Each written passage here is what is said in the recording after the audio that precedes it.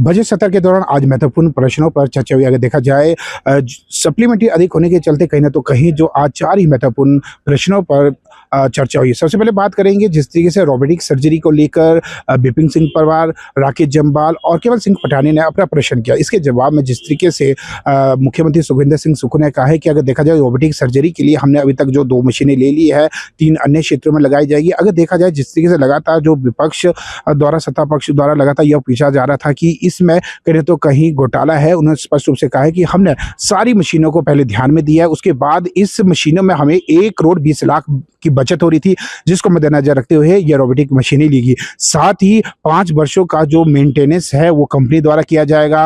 अगर देखा जाए जिस तरीके से लगातार जो अन्य जो विपक्ष के साथी है राकेश जम्वाल, उनका कहना भी था कि क्या पर्याप्त जो हमारे पास डॉक्टर उपलब्ध है। इसके एवज में मुख्यमंत्री सुखविंदर सिंह सुक्खू ने कहा कि अगर प्रदेश की अगर हम बात करें तो अभी 20 जो डॉक्टर है वो अगर देखा जाए वो ट्रेनिंग कर चुके हैं और अन्य डॉक्टरों को भी लगातार इसकी ट्रेनिंग दी जाएगी। और इसके अलावा जिस तरीके से नेता प्रतिपक्ष जयराम ठाकुर ने कहा कि क्या यह मशीनें गरीब निर्धन लोगों के लिए या केवल जो अमीर लोग हैं उन्हीं के लिए होगी। इसके एवज में मुख्यमंत्री सुखविंदर सिंह सुक्खू ने कहा है कि खासकर देखा जा रहा है कि जो हिमकेयर है यानी कि 70,000 करके जो 1,000 रुपये है उसमें इसका इलाज कर दिया जाएगा, लेकिन इसके अलावा जो स्पेशल वार्ड लेगा उन लोग इसके लिए पात्र नहीं होंगे। इसके अलावा उन्होंने यह भी कहा कि अगर देखा जाए जिस तरीके से जो कर्मचारी अगर देखा जाए हिमाचल प्रदेश में 1,36,000 के करीब कर्मचारी, ऐसे में रोबोटिक सर्जरी की रिवर्समेंट उन कर्मचारियों को मिलेगी। एक बड़ी सौगात कहीं ना तो कहीं मुख्यमंत्री सुखविंदर सिंह सुक्खू ने दी। इसके बाद बात करेंगे हम जिस तरीके से दूध को लेकर जो सतपाल सत्ती ने यह प्रश्न पूछा, जो कि उनके विधायक है। उन्होंने कहा कि जिस तरीके से सरकार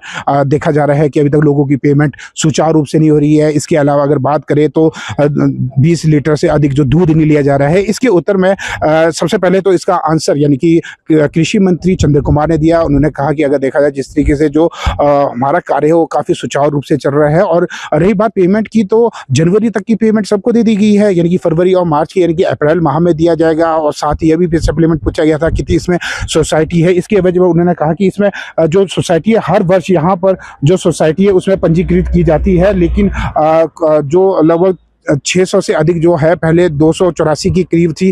और वहीं मुख्यमंत्री सुखविंदर सिंह सुक्खू ने भी इसका उत्तर देते हुए कहा था अगर हमने जो 10 गारंटी दी थी उनमें से एक गारंटी में हमने यह कहा गया था कि 10 लीटर जो दूध है एक परिवार से लिया जाएगा, लेकिन उसके बावजूद भी जो हमारी सरकार है 10 लीटर एक परिवार से लिए जा रही है। 20 लीटर की अगर बात की जाए वो इसमें नहीं है। और वहीं अगर देखा जाए जिस तरीके से जो तीसरा प्रश्न है लाहौल स्पीति की विधायिका अनुराधा राणा ने पूछा, जिसमें उन्होंने कहा कि जो खासकर शीतकालीन जो वहाँ पर जो गतिविधियाँ होती है, खेल के होते हैं और देखा भी जाता है जो वहाँ पर जो है आइस हॉकी है, इसमें खासकर जो प्रदेश की मान्यता प्राप्त नहीं जबकि अन्य क्षेत्र में मान्यता प्राप्त है। इसकी वजह में उन्होंने स्पष्ट रूप से कहा है कि हमारा यही प्रयास रहेगा कि और गोमा ने भी कहा है कि 300 से अधिक करोड़ रुपया है जिसमें ही खर्च किया जा रहा है, जिसमें युवक युवतियों के लिए रहने के लिए हॉस्टल बनाया जाएगा। वहीं जो चौथा क्वेश्चन महत्वपूर्ण जो पूर्णचंद ने पूछा, जिन्होंने कहा कि राजनीतिक भेदभाव से जो हमारा जो लोक निर्माण का भवन का था जो कि थ्रोट से पंडोर शिफ्ट किया गया था, इसके उत्तर में लोक निर्माण शहरी विकास मंत्री विक्रमादित्य सिंह ने स्पष्ट रूप से कहा है कि अगर देखा जाए